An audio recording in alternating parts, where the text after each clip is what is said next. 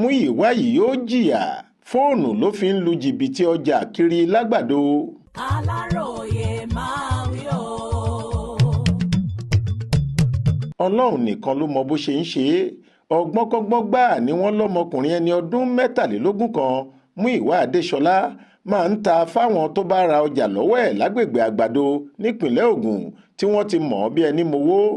Bọ́mọkùnrin yìí bá ti rajà tán yóò sọ pé tiransifá lòún fẹ́ ṣe, àmọ́ irọ́ ni, ayédèrú tiransifá lòún máa ń ṣe ní tiẹ̀ tí yóò sì kó ọjà ọlọ́jà lọ kó tó di pé ọwọ́ pálábá rẹ̀ pàpà ségi lọ́jọ́ àìkú Sunday ọjọ́ 17 oṣù karùn-ún yìí tọ́wọ́ àwọn agbófinró tẹ̀ ẹ́.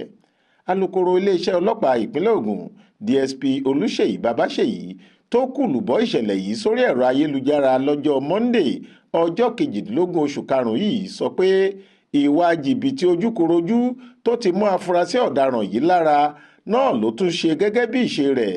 Lọ́tẹ̀ yìí oúnjẹ ló lọ rà lọ́wọ́ màmá àgbàlagbà kan tó ń ta oúnjẹ lágbàdo. Nǹkan bí aago 8 òwúrọ̀ ọjọ́ Sunday ló dé ṣọ́ọ̀bù wọn. Ó béèrè oríṣiríṣi nǹkan, bó ṣe ń béèrè ni wọ́n ń tà á fún un títí tówó rẹ̀ fi pé $2,600 náírà 2,600. Ǹjẹ́ kí bọ̀bọ̀ tọwọ́ bàpò kó sanwó oúnjẹ tó rà? Ó ní òun kò kí ń sanwó bébà, inú àkáǹtì wọn lòun máa fi owó ránṣẹ́ sí.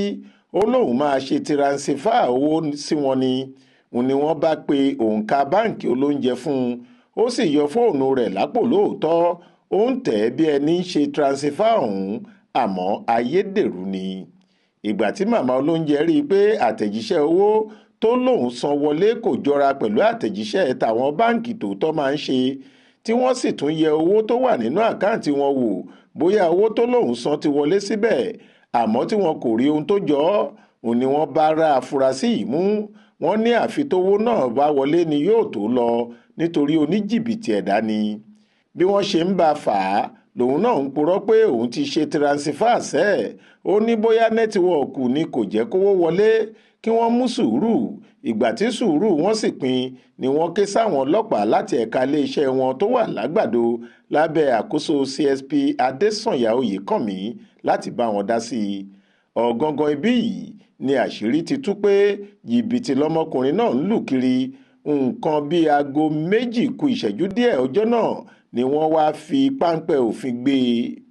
Lákòlò àwọn ọlọ́pàá ló ti jẹ́wọ́ pé jìbìtì lòun ń lù kiri pẹ̀lú tiransifá irọ́ tóun ṣe fáwọn tóun bá rajà lọ́wọ́ wọn. Ìwádìí sì fi hàn pé ó ti gbówọ́ nínú àṣà pálapàla ọ̀hún. Wọ́n ní ó lu jìbìtì tí iye rẹ̀ tó mílíọ̀nù 10 10 million naira nípa ṣíṣe tiransifá ayédèrú nítorí kì í dúró sójú kan. Bó bá ti ṣe gbájú ẹ̀ ládùúgbò kan ni yóò ti yẹ̀bá níbẹ̀. Ṣá Múyìwá ti wà lákọlò àwọn ọlọ́pàá ọ̀tẹlẹ̀múyẹ́ tí wọ́n túbọ̀ ń ṣèwádìí síwájú lórí ìwà láabi ọwọ́ rẹ̀ yìí. Lẹ́yìn ìwádìí ni wọn yóò fojú Jagunlabi balẹ̀-ẹjọ́.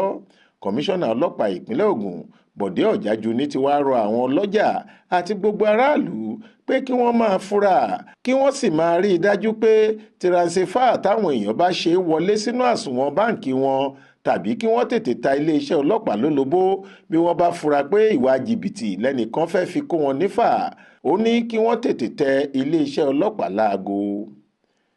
Faith Adébọlá ló ṣàkójọ ìròyìn yìí tó sì kà á sétí ìgbọ́ yín fún Aláròyé.